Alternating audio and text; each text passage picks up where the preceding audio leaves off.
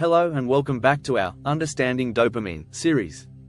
In the last episode, we covered dopamine in everyday life in terms of how dopamine can boost productivity and strengthen relationships. Today, we're diving into the darker side of dopamine, how it fuels addiction and how our tech-driven world is amplifying this effect. Let's get into understanding how dopamine can cause addiction.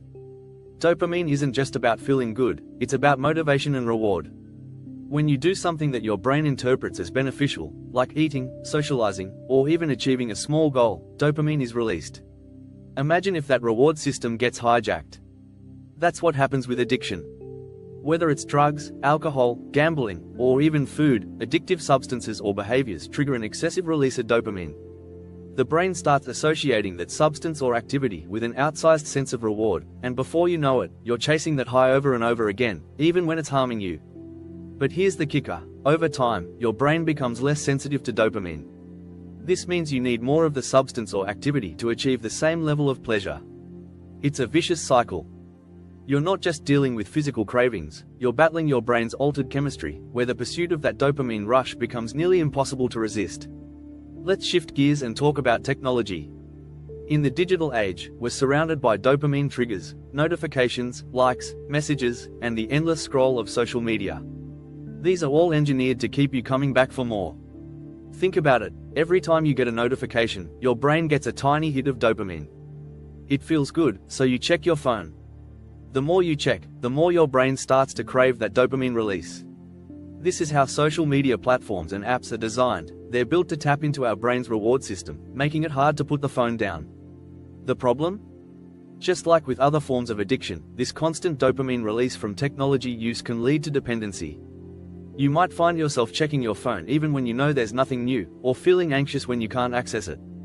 Over time, this constant need for digital dopamine can interfere with your real-life relationships, productivity, and even mental health. What can you do about it? The good news is, awareness is the first step. Recognizing that dopamine plays a role in both addiction and technology dependence can help you start taking control. But awareness alone isn't enough. You need to take action. One approach is a dopamine detox.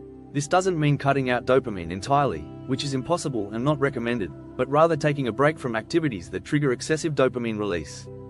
This could mean limiting your screen time, avoiding social media for a day, or even taking a break from certain foods or habits that you know are leading to unhealthy cravings. The idea is to reset your brain's reward system. By reducing the constant dopamine stimulation, you give your brain a chance to recover its sensitivity to dopamine, making those small, everyday rewards, like finishing a project, spending time with loved ones, or simply going for a walk, feel satisfying again. Dopamine is powerful. It's a driving force in our lives, for better or worse. By understanding how it works and recognizing when it's leading us down a path of addiction or unhealthy behaviors, we can start making more conscious choices. And that's what we'll be exploring in our next episode: how to balance dopamine for a healthier, more fulfilling life.